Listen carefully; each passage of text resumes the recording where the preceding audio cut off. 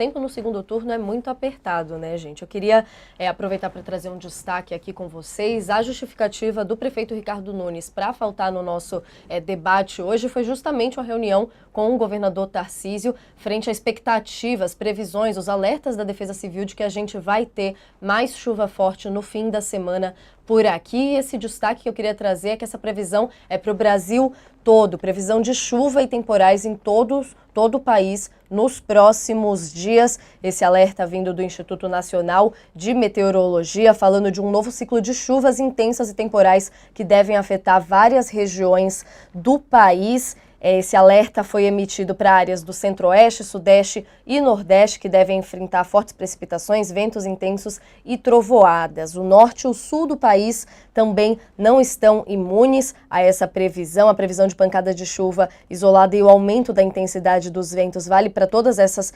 regiões, trazendo aqui o destaque especificamente de São Paulo, que já apontava uma certa precipitação desde ontem e até o próximo domingo, dia 20, deve enfrentar então um tempo mais encoberto e chuvoso, de acordo com o IMET.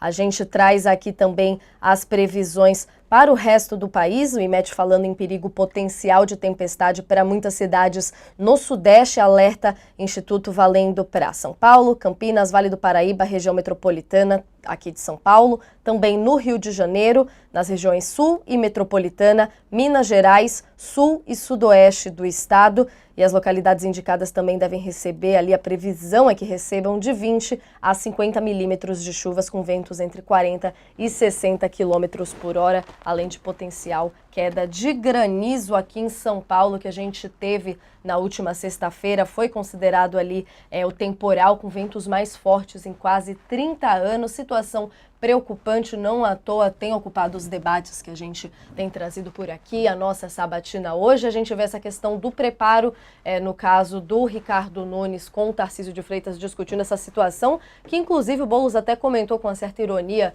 ali no debate, na hora que estavam passando as campanhas eleitorais, no caso no intervalo, ele comentando do Nunes colocando, né, Josias, o coletinho da Defesa Civil, que é bem a imagem que a gente tem marcada das autoridades quando alguma coisa acontece, ele reforçando que na tempestade anterior, no apagão que a gente teve ano passado, não houve esse tipo de posição, e agora o Boulos reforçando ali, no caso, citando uma questão eleitoreira, uma gestão eleitoreira do Nunes nas palavras dele, colocou o coletinho da Defesa Civil e, no caso, se preparando para mais essa tempestade que a gente pode esperar aqui para o fim de semana, né?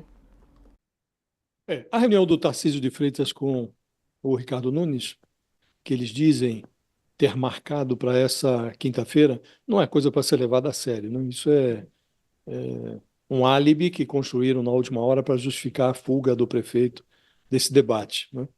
E agora, a emergência climática deixou de ser um fenômeno emergencial, como o nome insinua, né?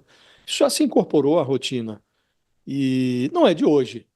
Todos sabemos que esses a ira climática ela se manifesta com uma frequência cada vez maior. Estamos assistindo aí, não só no Brasil, no mundo inteiro, exemplos disso, né? No Brasil, os mais recentes foram as cheias no Rio Grande do Sul, um dilúvio no Rio Grande do Sul, e agora a seca na região norte, que deixa rios caudalosos irreconhecíveis, né? Então, o fenômeno está aí. E o risível é que as pessoas ainda se digam surpreendidas, né? A própria Enel diz: olha, nós não estávamos esperando por isso.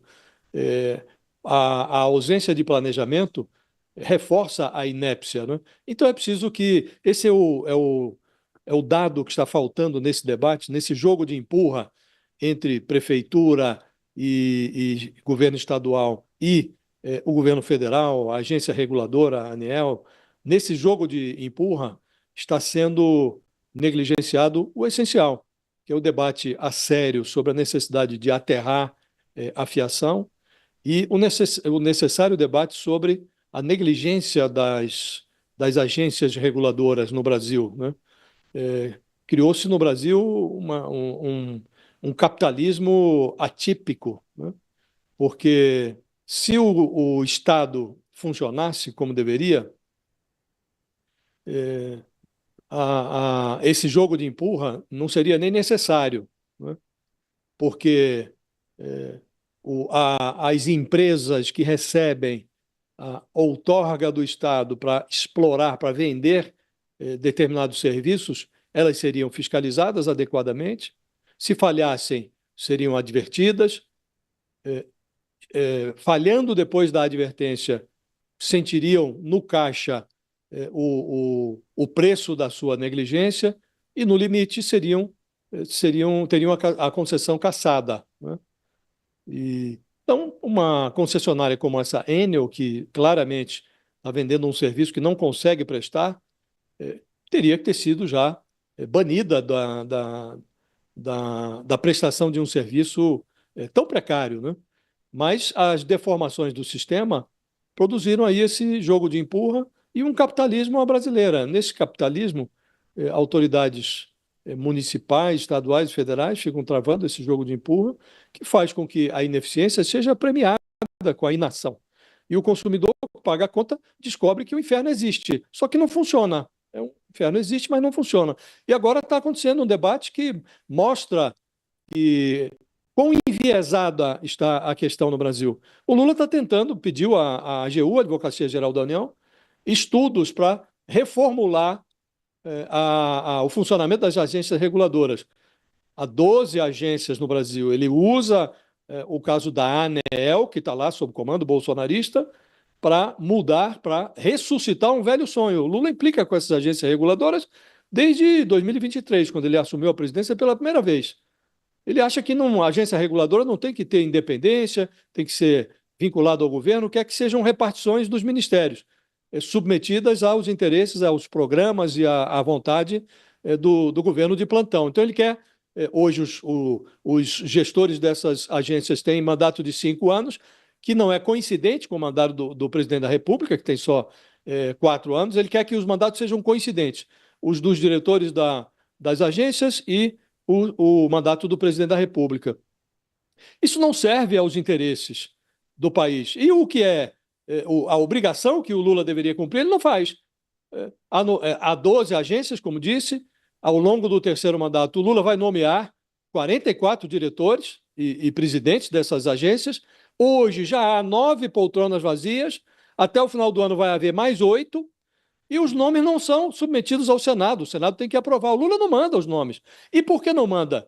Porque não chegou o Palácio do Planalto a um acordo com o Centrão.